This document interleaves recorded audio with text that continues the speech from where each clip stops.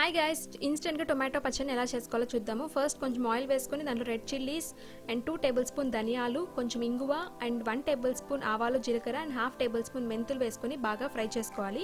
Once అది fry అయిపోయిన తర్వాత తీసుకొని పక్కకు పెట్టుకొని చల్లార్చుకోవాలి. అండ్ అదే ప్యాన్లో టొమాటోస్ వేసుకొని బాగా ఫ్రై చేసుకోవాలి. అండ్ 50% ఫ్రై అయిన తర్వాత దాంట్లో కొంచెం చింతపండు వేసుకొని మొత్తం నీట్గా సాఫ్ట్గా అయ్యేంత వరకు బాగా ఫ్రై చేసుకోవాలి టొమాటోస్ని.